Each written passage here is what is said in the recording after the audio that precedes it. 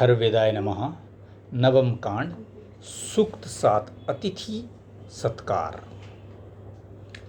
अतिथि के सत्कार में ये अधिक है या पर्याप्त है, इस प्रकार जो देने योग्य पदार्थों का निरीक्षण करते हैं, ये प्रक्रिया यज्ञ में यजमान द्वारा ब्राह्मण के प्रति किए गए व्यवहार के समान मान्य है। जो इस प्रकार कहते हैं कि अधिक परोस कर अतिथि को दें, तो इससे वे अपने प्राण को चिरस्थायी बनाते हैं। जो उनके पास ले जाते हैं वे मानो हीन पदार्थ ही ले जाते हैं। उन परोसे गए पदार्थों में से कुछ पदार्थों का अतिथि अपने अंदर हवन ही करते हैं। हाथ रूपी श्रुबा से, प्राण रूपी यूप से और भोजन ग्रहण करते समय श्रुक श्रुक ऐसी शब्द रूपी वष्टकार से अपने में आहुति ही डालते हैं। जो ये अतिथि प्रिय अथवा अप्रिय हैं, वे आतिथ्य यज्ञ के ऋत्विज यजमान को स्वर्गलोक ले जाते हैं। जो इस विषय के ज्ञाता हैं, वे अतिथि किसी प्रकार के प्रति द्वेष रखते हुए भोजन न करें, द्वेष करने वाले का भोजन न करें, संदेहास्पद आचरण करने वाले का भोजन न करें और न संदेह रखने वाले के यहाँ का अन्न ग्रहण करें। जिसके यहाँ अतिथि लोग अन्न ग्रहण करते हैं, उनके सभी कषाय अल्प कलम स्वरूपी नाश पाप नष्ट हो जाते हैं। जिनके यहाँ अतिथि जन भोजन नहीं करते, उनके सभी पाप वैसे के वैसे ही रहते हैं। जो गृहस्थ अतिथि सेवा में आवश्यक सामग्री उनके सामने ले आते हैं, वे सर्वदा सोमरस निकालने के पत्थरों से युक्त रस की आर्द्रता से पवित्र सोम यज्ञ को करने वाले और उसको पूर्णता प्रदान करने वाले के समान होते हैं। जो अतिथि के प्रति समर्पण करते हैं, वे मानो उनके प्राजापत्य यज्ञ के विस्तारक होते हैं। जो अतिथि सत्कार करते हैं, वे प्रजापति के पद चिन्हों का अनुगमन करते हैं। अतिथियों का आवाहन ही आवाहनी अग्नि और घर में स्थित अग्नि ही ग्रहपत्य अग्नि और अन्न पकाने की अग्नि ही दक्षिणाग्नि है। सूक्त 8 अतिथि सत्कार।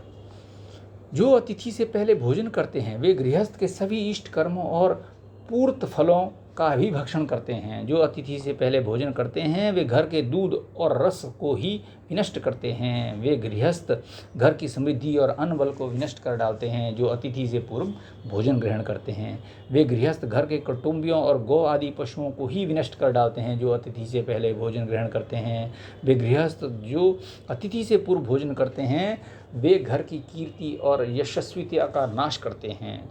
जो अतिथि से पूर्व भोजन करने वाले गृहस्थ हैं, वे घर की श्री और सहमति भावना को ही विनष्ट करते हैं। वे निश्चित रूप से अतिथि हैं जो जो श्रोत्रिय हैं, अतएव उनसे पहले भोजन करना उचित नहीं। अतिथि द्वारा भोजन ग्रहण करने के बाद गृहस्थ स्वयं भोजन करे। यज्ञ की पूर्णता और निर्विघ्न समाप्ति के लिए गृहस्थियों द्वारा ऐसे व्रतों के निर्वाह अवश्य हैं। गाय के दूध से उपलब्ध होने वाले और अन्य मांस आदि उन्हें भी अतिथि के भोजन से पूर्व गृहस्थ न खाएं। पूर्व काल में क्षत्रिय सैनिकों के लिए मांसाहार क्षम्य था। समुद्र के किनारे रहने वालों के लिए मछली आदि स्वाभाविक आहार रहे थे। अतिथि जो पदार्थ नहीं खाते, वे पदार्थ भी अतिथि को भोजन कराने के पूर्व न खाने का निर्देश दिया गया है। सूक्त 9 अतिथि सत्कार।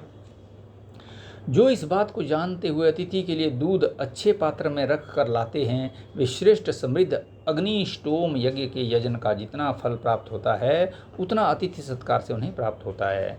जो इस संबंध में जानते हुए अतिथि के लिए घृत बर्तन में ले जाते हैं, उन्हें अतिथि सत्कार से उतना फल मिलता है जितना किसी को श्रेष्ठ समृद्ध अतिरात्र यज्ञ करने से प्राप्त होता है। जो इस विषय को जानते हुए अतिथि के निमित्त शहद उत्तम पात्र में ले जाते हैं, उन्हें अतिथ्य सेवा से उतना प्रतिफल मिलता है जितना किसी को श्रेष्ठ समृद्ध सद्य यज्ञ करने से प्राप्त होता है। जो इस विषय को जानते हुए यदि वह मांसाहारी है, तो अतिथि के समीप मांस के पात्र को ले जाते हैं, उन्हें उतना प्रतिफल इस आतिथ्य से मिलता है जितना श्रेष्ठ समृद्ध द्वादशाह यज्ञ करने से किसी को प्राप्त होता है। जो इस बात को जानते हुए अतिथि के लिए जल को पात्र में रख कर ले जाते हैं, वे प्रजाओं के प्रजनन अर्थात उत्पत्ति के लिए स्थायित्व प्राप्त करते हैं और प्रजाजनों के प्रिय होते हैं।